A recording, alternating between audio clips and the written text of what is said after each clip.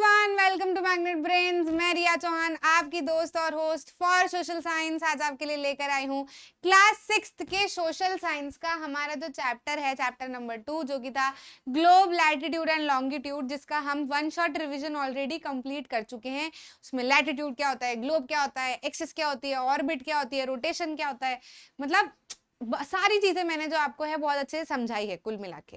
ठीक है, तो आई होप आपको सारी चीजें क्लियर है। टाइम कैसे कैलकुलेट करते हैं, लॉन्गिट्यूड क्या होता है, प्राइम मेरिडियन क्या होता है, आईएसटी क्या होता है, वो 4 मिनट जो है वो आया कैसे आया, कैलकुलेशन जो है वो अगर आपको नहीं समझ आई है तो वो भी मैंने अच्छे से आपको एक्सप्लेन कर दिया है और वो वीडियो आपको मिल चुका है।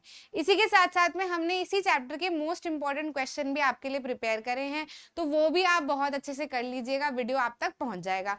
ठीक है, अब आपको क्या करना है, कई बार क्वेश्चंस जो है वो एमसीक्यू के फॉर्म में भी पूछे जाते हैं, क्योंकि ये चैप्टर्स बहुत इंपॉर्टेंट होते हैं, कॉम्पिटेटिव एग्जाम में भी कई बार आते हैं, है ना। तो इस वजह से एमसीक्यूज भी इंपॉर्टेंट हो गए, हमारे 6th क्लास के बच्चों के लिए भी इंपॉर्टेंट है। तो लेवल कुछ ऐसे हैं कि आप इन एमसीक्यूज के थ्रू आपके डाउट जो है वो बहुत अच्छे से क्लियर कर सकते हो, और साथ ही साथ में क्वेश्चंस पूछे भी गए हैं बहुत सारी जगह पर, तो सबका काम एकदम बढ़िया से एक ही में हो जाएगा। ठीक है, मोस्ट इंपॉर्टेंट क्वेश्चन से आंसर राइटिंग जरूर कर लेना। अगर आपको ऐसा लग रहा है कि यार मैं किसी चीज में कंफ्यूज हो जाता हूँ या भूल जाता हूँ, लैटिट्यूड लॉन्गिट्यूड में नहीं समझ आता है क्या है, heat zone, tropic of cancer, Capricorn क्या है, तो उसका भी मैंने आपको सारे आंसर लिखवाए हैं, तो आप अच्छे से नोट्स बना लेना उनके बढ़िया से। ठीक है, लिखते रहना साथ साथ में, क्योंकि नोट्स बनाना बहुत ज्यादा जरूरी है। आप जब तक लिखोगे नहीं तब तक आपके दिमाग में चीजें बैठेगी नहीं। ठीक, तो नोट जरूर से पक्के से बना लेना उसमें से देखकर, तो आपका काम जो है वो मोस्टली इजी हो जाएगा, बढ़िया हो जाएगा। ठीक है, ज्यादा समय नहीं लेते हैं और शुरू कर लेते हैं हमारा जो क्वेश्चन नंबर 1 है, जिसमें बोला गया है what is called a needle fixed through the globe in a tilted manner. ठीक है, वो नीडल को क्या कहा जाता है जो कि ग्लोब के साथ में टिल्टेड मैनर पे जुड़ी हुई है। तो आपको ऐसे सवालों में क्या करना है ना, आपको ऐसे सवालों में क्या करना है, जो ग्लोब है या जो भी चीजें बोली जा रही है ना, उसको पूरी तरीके से ड्रॉ कर लो, तो आप कंफ्यूज नहीं हो गए कि आखिर ये कह क्या रहा है। अभी कह रहा है कि नीडल जो कि अर्थ के साथ में टिल्टेड है, तो हम बना लेते हैं, सबसे पहले तो अर्थ बना लेते हैं एक। ठीक है, और अर्थ पे हम देखते हैं कि कुछ इस तरीके से लाइन के हिसाब से क्या होता है ना, थोड़ा सा ये टेढ़ा हो जाता है बार बार मुझसे, क्योंकि मुझे दिखता ऐसे नहीं देख पाती हूँ ना मैं कि कहाँ से लाइन जो है वो जाएगी। बाकी मैं एक लाइन बना देती हूँ इसी तरीके से, थोड़ी सी सेंटर से जानी चाहिए वैसे तो एक्सिस जो होती है वो अर्थ के सेंटर से, सेंटर नहीं बन पा रहा है अभी यहाँ पे। यही चीज से मैं बहुत ज्यादा परेशान हूँ, क्योंकि ये बोर्ड होता है ना, ऐसे सामने से अगर हम देखते हैं तो हमको सेंटर दिख जाता है, तो फिर मैं सामने आके बना लेती हूँ। ठीक है, अब सेंटर बना है, तो ये क्या कहलाती है, एक्सिस कहलाती है, और हम अज्यूम करते हैं कि अर्थ इसके ऊपर रोटेट करता रहता है, घूमता रहता है। ठीक है, तो अब ये एक्सिस, ये इसी चीज का नाम पूछ रहे हैं, एक नीडल जैसी है ना ये, तो इसको क्या कहते हैं, हम एक्सिस कहते हैं। ठीक है, अब आपको यहाँ पे एक काम करना है, कुछ चीजें मैं बताऊंगी, कुछ चीजें आप बताओगे, तो हमारा इंटरेक्शन बना रहेगा, आपके डाउट्स भी क्लियर होते रहेंगे। मैंने आपको बताया हुआ है कि ये एक्सिस जो है ये अर्थ के सरफेस के साथ में कुछ एंगल के ऊपर टिल्टेड रहती है, ये कुछ एंगल है ना, जिससे टिल्टेड रहती है, बहुत कॉमन सा एंगल है, बहुत बार आपने सुना भी होगा। तो ये एंगल का नाम, नंबर, मतलब जो डिग्री है वो मेरे को कमेंट सेक्शन में दिखनी चाहिए। अगर नहीं दिखेगी, आपको नहीं पता है, तो फिर मैं बताऊंगी, लेकिन आप अपनी तरफ से कोशिश जरूर से कीजिएगा। ठीक है, तो आपका क्या है ना, आपको समझ में आते रहेगा साथ साथ में, और इसको कहा क्या जाता है, एक्सिस। तो अब ऐसे में आप एक्सिस, ऑर्बिट वगैरह में कंफ्यूज नहीं होगे, जो बोला जाएगा वो चीजें बनाते अगर रहोगे तो। ठीक है, तो इसका आंसर हमारा क्या हो जाएगा, इसका जो आंसर है वो हमारा हो जाएगा हाल फिलहाल बी, एक्सिस मेरे को दिख रहा है।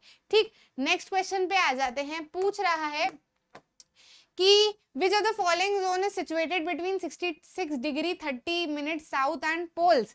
तो ये क्वेश्चन आपके लिए बहुत ज्यादा जरूरी है, क्योंकि हीट जोन हमने जो देखी है कि अर्थ के जो है वो कुछ 3 हीट जोन हमको देखने को मिलते हैं, फिर उसमें अलग अलग लाइंस भी है, तो उसमें आपको थोड़ा सा कंफ्यूजन हो सकता है, आप गलती से कुछ और टिक कर सकते हो। इसीलिए मैं आपको फिर से दोहरा देती हूँ, मैंने मोस्ट इंपॉर्टेंट में भी बताया है, कंप्लीट चैप्टर में भी बताया है, फिर से बता देती हूँ, ताकि पूरा हम कंप्लीट करके 4-5 बार उसको बोल के दिमाग में बिठा के खत्म करें और हमको उससे परेशानी ना आए, है ना। तो बार बार जब आप एक ही चीजें करते रहते हो ना, तो फिर आपको दिक्कत नहीं आती है, बहुत इजी हो जाता है आपके लिए चीजों को समझना। ठीक, तो अब ये अर्थ है, अर्थ के बीच में से क्या, मैं जैसे जैसे बोलते जाऊं ना, तो आप भी जहां पर भी बैठे हैं बोलते जाइएगा। ठीक है, तो आपको भी दिमाग में रहेगा। क्या है क्या नहीं है। तो जोर जोर से आवाज आनी चाहिए बिल्कुल जहां भी बैठे हो। ये क्या है, 0 डिग्री लैटिट्यूड यानी कि इक्वेटर। क्या है भाई, 0 डिग्री लैटिट्यूड यानी कि इक्वेटर। इसी के ऊपर की हम चले तो ये क्या है, ये है 22.5 डिग्री नॉर्थ, या फिर कहा जाए तो 22.5, ठीक है, 22.5 या 23.5, ठीक है, 23.5 समथिंग पे आएगा। 23.5 डिग्री नॉर्थ पे आपका क्या पड़ेगा, ट्रॉपिक ऑफ कैंसर। क्या पड़ेगा, ट्रॉपिक ऑफ कैंसर, ठीक है। फिर यहाँ पे हम देखें तो एक और लाइन हमको दिखती है जो कि कहाँ पर है, 66.5 डिग्री, या फिर कहा जाए तो 66 डिग्री 30 मिनट्स भी आप इसको कह सकते हो, ठीक है, या फिर 66.50 भी आप इसको कह सकते हो, कुछ भी कह सकते हो, बात एक ही है, ठीक है। ये मिनट में है, वो पॉइंट में है, ये फ्रैक्शन में है, बातें एक ही है। अगर आपको थोड़ा सा मैथ्स थोड़ा सा भी समझ आता है तो आप इसमें कंफ्यूज नहीं होगे, है ना। इसको क्या कहा जाता है, आर्कटिक सर्कल। क्या कहा जाता है, आर्कटिक सर्कल। इसको इसको, है ना। और यहाँ पे क्या है, नॉर्थ पोल। क्या है यहाँ पर, नॉर्थ पोल, ठीक है। सेम चीज अगर हम नीचे आए तो यहाँ पर हमको क्या दिखेगा, यहाँ पे हमको जो है वो दिखेगा 23.5 डिग्री साउथ पे ट्रॉपिक ऑफ कैप्रिकॉन। क्या दिखेगा, ट्रॉपिक ऑफ कैप्रिकॉन। और यहीं पे अगर आए तो साथ साथ में बोलिएगा 66.5 डिग्री साउथ पे हमको क्या दिखेगा, एंटार्कटिक सर्कल। क्या दिखेगा, एंटार्कटिक सर्कल। और ये क्या है हमारा, साउथ पोल, ठीक है। अब यहाँ पे बस सिंपल सा आप समझो, इसको इन दोनों को कहा जाता है टॉरिड जोन, ठीक है। ये पूरे को कहा जाता है टॉरिड जोन, जिसमें ये और ये दोनों आ जाते हैं। इसको कहा जाता है टेम्परेट जोन, इसको भी कहा जाता है टेम्परेट जोन। और इसको क्या कहा जाता है, फ्रिजिड जोन। और इसको भी क्या कहा जाता है, फ्रिजिड जोन। सिंपल है बहुत, यहाँ पे मैक्सिमम धूप होती है, यहाँ मॉडरेट होती है, और यहाँ बहुत ठंड होती है। बहुत सिंपल है, बहुत सिंपल। अब यहाँ पे हमको कुछ नहीं करना, हमको ये दो चीजें दिख रही है, यहाँ पे साउथ है कि नॉर्थ है ये देखना बहुत ज्यादा जरूरी है, नहीं तो बंटा ढार हो जाएगा। साउथ अगर लिखा है तो साउथ वाला ये है ना। ये क्या है हमारा, इसको आर्कटिक सर्कल कहते हैं। और पोल तक का डिस्टेंस पूछा है, यानी कि ये वाली लाइन और पोल का पूछ रहे हैं, मतलब इस जोन का बोल रहे हैं, तो ये जोन क्या कहलाएगा, फ्रिजिड जोन कहलाएगा। अगर यही सेम चीज ये 66.5 डिग्री नॉर्थ भी अगर लिख देते, तो जोन सेम ही कहलाता है। लेकिन फिर भी आपको ध्यान रखने की जरूरत है, क्योंकि कई बार अगर ये लिख दिया और इसके साथ में साउथ अगर ये लिख देते हैं तो फिर वो क्या कहलाता है, ट्रॉपिक ऑफ कैप्रिकॉन कहला जाता है। समझ गए कि नहीं समझ गए, ठीक है, क्लियर है। तो यहाँ पे हमारा क्या हो जाएगा, फ्रिजिड जोन। अब इसको बहुत अच्छे से दिमाग में रखना या इसका स्क्रीनशॉट ले लेना, क्योंकि अभी आने वाले बहुत सारे क्वेश्चन इसके ऊपर डिपेंडेंट है भाई, ठीक है। तो अब ये तो यहाँ पे नहीं रह सकता, इसको तो थोड़ा सा हमको क्या है, टाटा बाय बाय जो है वो करना ही पड़ेगा, ठीक है। तो अभी हमारा यहाँ पे आंसर जो है वो क्या हो जाएगा, फ्रिजिड जोन हो जाएगा। तो आई होप आपको आंसर जो है वो क्लियर है, ठीक। आंसर क्या हम लिख लेंगे, फ्रिजिड जोन। नेक्स्ट पे आ जाते हैं, प्राइम मेरिडियन किसे कहा जाता है। तो प्राइम मेरिडियन अगर हम बात करें, अर्थ अगर हम बनाते हैं, है ना, अर्थ अगर हम बनाते हैं तो जो बीच से जाने वाला मेरिडियन है ना, ऐसे हमको बहुत सारे मेरिडियन दिखते हैं। तो जो बीच से अलग अलग डिग्री पे जो बीच से जाने वाला मेरिडियन है, इसको हम कहते हैं 0 डिग्री मेरिडियन, या फिर कहा क्या जाता है, प्राइम मेरिडियन, या 0 डिग्री लॉन्गिट्यूड भी कहते हैं, ठीक है, 0 डिग्री लॉन्गिट्यूड या फिर प्राइम मेरिडियन। तो प्राइम मेरिडियन में हम देखें ऑप्शन में हमको क्या क्या दिख रहा है, अलग अलग डिग्री दी हुई और 0 डिग्री लॉन्गिट्यूड भी दिख रहा है। तो आंसर हमारा जाहिर सी बात है क्या हो जाएगा, 0 degree longitude, that is D. Option D will be the right option. What is a globe, तो ग्लोब तो ट्रू मॉडल ऑफ अर्थ होता है, दिख रहा है क्या, earth, true model of earth, A and B. तो ग्लोब अर्थ तो नहीं है, ग्लोब अर्थ हो ही नहीं सकता, अर्थ ही अर्थ है, बाकी और कोई भी अर्थ नहीं है, ठीक है। तो ग्लोब तो क्या है, ट्रू मॉडल ऑफ अर्थ है भैया, मिनिएचर मॉडल है अर्थ का, तो बी ऑप्शन यहाँ सही हो जाएगा। Which are the following is shown on the globe in their true size, इनमें से कौन सी चीज ग्लोब के ऊपर बिल्कुल बराबर साइज में बताई जाती है। तो मैं आपको ऑलरेडी बता चुकी हूँ कि अगर मैं इतनी बड़ी हूँ और मेरा कोई पासपोर्ट साइज फोटो खींचता है, तो इसका मतलब ये नहीं कि वो मेरी आंख जो है वो नाक से बड़ी कर देगा या होठ जो है वो नाक से छोटे कर देगा, ऐसा कुछ नहीं करने वाला। जिस चीज की जिसके रिस्पेक्ट में जो साइज है वो साइज उतनी ही रहेगी। गर्दन अगर मुंह से छोटी है तो वो छोटी ही दिखेगी, कंधे अगर यहाँ तक आ रहे हैं तो यहीं तक दिखेंगे, एकदम बहुत चौड़े नहीं हो जाने वाले फोटो खींचने के बाद, है ना। तो वो मेरा एक ट्रू 2D मॉडल आप उसको कह सकते हो। तो वैसे ही ग्लोब जो है वो अर्थ का ट्रू मॉडल है, 3D मॉडल है वो तो, और तो उसमें साइज जो है वो चीजों की एज इट इज रखी जाती है एक दूसरे के प्रपोर्शन में। जितनी जाहिर सी बात है कि साइज ऐसे तो अर्थ की बहुत बड़ी है, आप उसको छोटे पे नहीं ले सकते, लेकिन एक दूसरे के प्रपोर्शन में जो चीज जितनी छोटी बड़ी है उसको उतना ही रखा गया है। तो ओशन, कंट्रीज, कॉन्टिनेंट सब कुछ जो है वो बराबर साइज में उनके है, बराबर शेप में उनके हैं, है ना। तो all of these will be the right answer. Name one of the following parallels of latitude as tropic of cancer. Name one of the following parallel of latitude as tropic of cancer. अच्छा, tropic of cancer की degree क्या है हमको ये बताना है। Option में अगर हम देखें तो देखो मैंने आपको बताया हुआ है कि ट्रॉपिक ऑफ कैंसर जो है वो नॉर्दर्न हेमिस्फीयर में आता है। ये अर्थ की अगर हम बात करें, ये इक्वेटर की अगर हम बात करें तो ट्रॉपिक ऑफ कैंसर यहाँ आता है, ट्रॉपिक ऑफ कैप्रिकॉन यहाँ आता है। तो इक्वेटर से ऊपर ऊपर क्या लगता है सब में नॉर्थ, इक्वेटर से नीचे नीचे सब में क्या लगता है साउथ, तो जाहिर सी बात है नॉर्थ लगेगा। अब इसकी डिग्री क्या है, तो हमने यहाँ पे 2 डिग्री पढ़ी है, एक तो 23 डिग्री 30 मिनट आप कह सकते हो, या फिर 23 डिग्री 0.50 भी आप कह सकते हो, एक ही बात है ना। तो यहाँ पे क्या हो जाएगा अपना 23 डिग्री 30 मिनट, है ना। तो ये क्या हो जाएगी हमारी डिग्री। एक 66 वाली भी हमने पढ़ी है, लेकिन इसको क्या कहते हैं, 66.5 डिग्री नॉर्थ को हम क्या कहते हैं, ये आप कॉमेंट सेक्शन में बताओ, ये आप कमेंट सेक्शन में बताओगे कि इसको क्या कहा जाता है। मैं अभी इसका आंसर बता दे रही हूँ कि ये वाला जो है हमारा ट्रॉपिक ऑफ कैंसर है, तो ये नॉर्थ यहाँ दिख रहा है, गलती से भी साउथ मत करना। लेकिन ये जो साउथ है और ये वाला जो डिग्री है, इन दोनों को क्या कहते हैं ये आपको बताना है। ये 0 डिग्री है, इसको तो इक्वेटर कहते हैं, है ना। साथ साथ में सब कुछ रिवाइज करते जाओ ना तो डाउट नहीं होगा। इसको तो इक्वेटर कहते हैं। अभी जिन 2 पे मैंने सर्कल लगाए हैं, है ना, इनको क्या कहते हैं ये आपको जरा बताना है। मुझे भी तो समझ आए कि आपको कितना समझ आया है, कितना कंफ्यूजन है, कितना नहीं। जो भी मुझे सही आंसर बताएंगे तो हम इनको बिल्कुल सभी के सामने अप्रिशिएट करेंगे, हम आपको रिप्लाई करेंगे कि वेरी गुड जॉब, और जो गलत बताएंगे उनकी मिस्टेक भी हम ठीक करने की कोशिश करेंगे, ठीक है। तो यहाँ पे आंसर हमारा क्या हो जाएगा 23 डिग्री 30 मिनट नॉर्थ, ठीक है। क्वेश्चन नंबर 7 देखते हैं। What divides the earth into 2 equal parts, the northern hemisphere and the southern hemisphere. Earth को ऐसा क्या है जो 2 बराबर हिस्सों में डिवाइड कर देता है, नॉर्दर्न हेमिस्फीयर और सदर्न हेमिस्फीयर में। तो अब मैं ड्रॉ नहीं कर रही, अब आप इसको इमेजिन ही करो, चीजों को अब इमेजिन करना शुरू करो, है ना। अर्थ बनाया, आप देख लेते हैं हम, नॉर्दर्न हेमिस्फीयर ऊपर वाला है, सदर्न हेमिस्फीयर नीचे वाला है। तो ऐसा क्या है जो इन दोनों को डिवाइड करेगा, जाहिर सी बात है इक्वेटर। इक्वेटर ही तो बीच में से जाएगा और नॉर्दर्न और सदर्न बनाएगा। अगर ये यहाँ पे ईस्टर्न और वेस्टर्न हेमिस्फीयर पूछते तो ईस्ट और वेस्ट कैसा होता है इधर, ठीक है। ये वेस्ट और ये ईस्ट, मतलब कुछ लंबा डिवाइड कर रहा है, इसको लंबा 2 भागों में डिवाइड कर। तो लंबे में क्या आता है मेरिडियन, यानी कि क्या लॉन्गिट्यूड, तो हम क्या लिखते हैं प्राइम मेरिडियन, या फिर 180 डिग्री मेरिडियन भी लिख देते।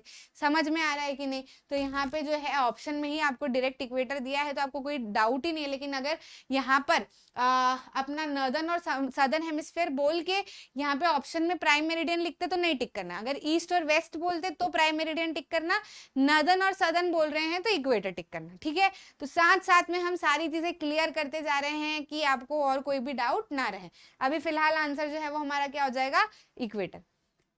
Which place is located at the intersection of 26 degree north and 90 degree east. तो ये हमने मार्क किया था, ये आपकी बुक में भी दिया हुआ है। डुबरी की लोकेशन हम मार्क करते हैं लैटिट्यूड और लॉन्गिट्यूड पढ़ने के बाद। इससे हम समझते हैं कि देखो जब लैटिट्यूड और लॉन्गिट्यूड हमको दोनों पता होते हैं तो चीजों को लोकेट करना कितना आसान हो जाता है ना। उसके साथ साथ में हमको लोकेशन जो है वो टोंगा, मॉरिशस, ठीक है, हाँ, एक तो बेले हॉरिजॉन्टे और चंद्रपुर की भी दी जाती है। तो बेले हॉरिजॉन्टे और चंद्रपुर की तो लैटिट्यूड में बात करते हैं वो, ठीक है, 20 डिग्री 20 डिग्री के ऊपर। फिर हम उससे पता करते हैं कि यार नॉर्थ साउथ भी लिखना ज़रूरी है। वहीं अगर हम अपना मॉरिशस और टोंगा की बात करें तो वो हम लॉन्गिट्यूड में बात करते हैं उसकी, ठीक है, कि लॉन्गिट्यूड में भी फिर हमको ईस्ट वेस्ट जो है वो पता होना ज़रूरी है। समझ में आया कि नहीं? फिर फाइनली जो है वो हम डुबरी की बात करते हैं, जिसमें हमको दोनों लैटिट्यूड लॉन्गिट्यूड पता होता है, तो हम आसानी से मार्क कर पाते हैं। तो ये क्या हो जाएगा, हमारा आंसर जो है वो डुबरी। ठीक है, कोई दिक्कत तो नहीं है। नेक्स्ट पे आ जाते हैं। What divides the earth into eastern and western. देखो आ गया ये क्वेश्चन, है ना। तो अभी पहले क्या पूछा था, नॉर्दर्न और सदर्न, तो उसमें हमने क्या लिखा, इक्वेटर। लेकिन अगर ईस्ट और वेस्ट की बात करें तो कौन डिवाइड करेगा अर्थ को ईस्ट वेस्ट में, प्राइम मेरिडियन डिवाइड करेगा। कौन करेगा, प्राइम मेरिडियन। इंडिया का ये जो नंबर दिया है, इंडिया का जो है, हम आईएसटी मानते हैं इसको, तो इंडिया वाला जो है वो इंडिया को दो बराबर हिस्सों में डिवाइड करता है, वो बीच वाला लॉन्गिट्यूड है हमारा। लेकिन यहाँ पे क्या बोला है, अर्थ बोला है, अर्थ। तो कंफ्यूज नहीं होना, क्या लिखेंगे हम, प्राइम मेरिडियन। और इक्वेटर तो क्या करता है, नॉर्दर्न और सदर्न में डिवाइड करता है, ठीक है। तो यहाँ पे आंसर हमारा क्या हो जाएगा, prime meridian. The time of India is ahead of England by, कितने घंटों से इंग्लैंड से हम आगे हैं, है ना। तो मैंने आपको बताया था कि अर्थ जो है वो कुछ वेस्ट से ईस्ट की तरफ रोटेट करती है, मतलब ऐसे रोटेट करती है, ऐसे, है ना। अब मान लो कि आप क्या हो, सूरज हो, है ना, और मैं क्या हूं, अर्थ हूं, ठीक है। तो इंग्लैंड जो है वो कहाँ पे आता है, प्राइम मेरिडियन पे आता है, एकदम बीच में आता है, ठीक है। और इंडिया जो है वो किधर आता है, इंग्लैंड से थोड़ा इधर आता है। वर्ल्ड मैप पे अगर आप देखोगे तो कहीं पे इंग्लैंड इधर आता है यूरोप में, और इंडिया कहीं पे इधर आता है, ठीक है। तो जाहिर सी बात है इंडिया इससे आगे है ना, क्योंकि हम अर्थ जो है वो ऐसे रोटेट करती है, ऐसे रोटेट करती है, ठीक है। तो अगर प्राइम मेरिडियन पे धूप है, यानी कि अगर दोपहर है, ठीक है, तो इंडिया तो इधर की साइड है, और इधर की तरफ अभी दोपहर हो रही है, तो इधर की तरफ क्या हो रही होगी, शाम, है ना। और इधर की तरफ हो रही होगी सुबह, ठीक है। तो ये तो बाद में आएगा, तो फिर इधर दोपहर होनी है, ठीक। तो अभी यहाँ पे क्या हो रही है, दोपहर, यानी कि इंग्लैंड में दोपहर, तो इधर क्या हो रही है, शाम, यानी कि आगे तो है, ये तो जाहिर सी बात है। अब कितने घंटों से आगे है, तो वो लॉन्गिट्यूड के ऊपर डिपेंड करता है। तो अगर ये लॉन्गिट्यूड की गिनती हम करें और 4 मिनट के हिसाब से हम कैलकुलेट करें, तो हमको पता चलता है कि 5 घंटे 30 मिनट, यानी कि 5.5 घंटों से हम इंग्लैंड से आगे, यानी कि इंग्लैंड में अगर 2 बज रही होगी दोपहर की, तो हमारे यहाँ पे 7:30 बज रही होगी शाम की, ठीक है। समझ में आया? तो आंसर हमारा क्या हो जाएगा, यहाँ दिख रहा है हमको 5 hours and 30 minutes, ठीक है। तो आंसर जो है वो क्या हो जाएगा, बी हमारा राइट आंसर, ठीक। What time does Earth take rotating from 1 degree longitude to next longitude? 1 degree longitude से दूसरे डिग्री लॉन्गिट्यूड तक जाने के लिए अर्थ को कितना समय लगता है? तो मैंने पूरा कैलकुलेट करके आपको बताया 4 मिनट लगते हैं। वन शॉट में ही बताया है, मोस्ट इंपॉर्टेंट में भी मैंने आपको बताया है कितने मिनट लगते हैं, 4 मिनट का समय लगता है। और उसी हिसाब से हम हर लॉन्गिट्यूड के ऊपर क्या करते हैं, टाइम कैलकुलेट करते हैं। तो आंसर हमको दिख रहा है ए, 4 minute. Between which parallel of latitude is the torrid zone situated? Torrid zone किन parallel of latitude के बीच में आता है? तो अभी याद करो, अभी मैंने आपको बताया था बीच में टॉरिड जोन है, इक्वेटर है, और ऊपर क्या है, ट्रॉपिक ऑफ कैंसर है, और नीचे क्या है, ट्रॉपिक ऑफ कैप्रिकॉन है। तो किन दोनों लैटिट्यूड के बीच में आ रहा है, ट्रॉपिक ऑफ कैंसर और ट्रॉपिक ऑफ कैप्रिकॉन के बीच में टॉरिड जोन। फिर उसके ऊपर टेम्परेट, उसके ऊपर फ्रिजिड जोन, ठीक। तो ट्रॉपिक ऑफ कैंसर और कैप्रिकॉन दिख रहा है, हाँ पहला ही ऑप्शन दिख रहा है हमको। तो टॉरिड जोन का आंसर क्या हो जाएगा, ए। अगर हम इसकी बात करें ट्रॉपिक ऑफ कैंसर और आर्कटिक सर्कल के बीच में कौन सा जोन आता है, तो ट्रॉपिक ऑफ कैंसर यहाँ है, आर्कटिक सर्कल वहां है ना। तो दोनों के बीच में कौन सा जोन आता है, बताएं जरा, टेम्परेट जोन, है ना। टेम्परेट जोन आता है, जिसको सब ट्रॉपिकल जोन भी कहते हैं। ट्रॉपिक ऑफ कैप्रिकॉन और Antarctic circle, tropic of Capricorn नीचे, एंटार्क्टिक सर्कल नीचे, तो उसको भी टेम्परेट जोन ही कहेंगे, उसको भी सब ट्रॉपिकल जोन ही कहेंगे। टेम्परेट जोन का ही दूसरा नाम है सब ट्रॉपिकल जोन, और टॉरिड जोन का ही दूसरा नाम है ट्रॉपिकल जोन, ठीक है। तो उसमें कंफ्यूज मत होना। अभी यहाँ पे हमारा आंसर क्या आएगा, Tropic of Cancer and Tropic of Capricorn. देखो मैं आपको साथ साथ में एक्स्ट्रा चीजें भी हर क्वेश्चन के साथ में बताते जाती हूँ। कभी ये नहीं ऐसा क्वेश्चन पूछ लिया, कभी ये नहीं ऐसा क्वेश्चन पूछ लिया, तो आपको डाउट ना रहे दिमाग में, ठीक। What is the time difference between the time of Dwarka in Gujarat and time of Dibrugarh in Assam? Gujarat के द्वारका और असम के डिब्रूगढ़ के बीच में टाइम डिफरेंस कितना है? तो मैंने आपको बताया था ना कि गुजरात के एक्सट्रीम पॉइंट को और असम के एक्सट्रीम पॉइंट को अगर हम इंडिया में देखें तो करीब 29 डिग्री का डिफरेंस आता है। 29 डिग्री के हिसाब से अगर हम 4 मिनट को कैलकुलेट करें तो 1 घंटा 45 मिनट का अंतर आता है दोनों के बीच में, है ना। तो हम यहाँ पे देख लेते हैं 1 घंटा 45 मिनट कहीं दिख रहा है? हाँ दिख रहा है, सी ऑप्शन हमको दिख रहा है। ठीक है, आवर वही 1 घंटा, आवर लिख दो या 1 आवर लिख दो, एक ही बात है। ठीक है, तो 45 मिनट्स जो है वो क्या हो जाएगा हमारा right answer. On which parallel of latitude is Mauritius located? कौन से पैरेलल ऑफ लैटिट्यूड पे मॉरिशस लोकेट करता है?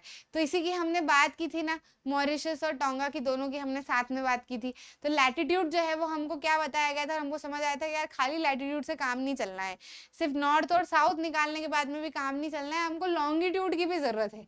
ठीक है, तो हमने क्या देखा था, कौन से वाले पे हमारा जो है वो मॉरिशस आ रहा था, 20 डिग्री साउथ पे हमारा आ रहा था मॉरिशस, है ना। तो हमको समझ आया कि यार दोनों, ये भी साउथ पे है, फिर टोंगा भी साउथ पे है, तो फिर साउथ तो बहुत बड़ा है। अगर साउथ की अगर हम बात करें तो वो नीचे से यहाँ तक पूरा लॉन्गिट्यूड ही जाता है, तो इधर आ रहा है, इधर आ रहा है, इधर आ रहा है, किधर आ रहा है समझ नहीं आएगा हमको, है ना। तो फिर हम क्या करते हैं, लॉन्गिट्यूड की भी बात करते हैं।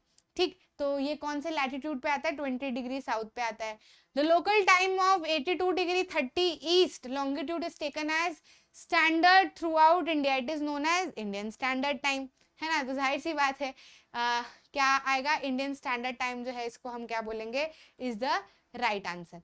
ठीक है, तो आंसर बी जो है वो हमारा राइट आंसर हो जाएगा। और इसी साथ में आपके जो है एमसीक्यूज है वो खत्म होते हैं, और इसी के साथ में हम जो पूरा चैप्टर है हमारा, that is globes latitude and longitude, हम सम अप करते हैं। इसके बाद में दूसरा चैप्टर, नेक्स्ट चैप्टर जो आपका है मोशन ऑफ अर्थ, उसको हम शुरू करेंगे। सेम कंप्लीट चैप्टर रिवीजन आएगा, मोस्ट इंपॉर्टेंट क्वेश्चन आएंगे और साथ ही साथ में एमसीक्यू भी आपको मिलेंगे।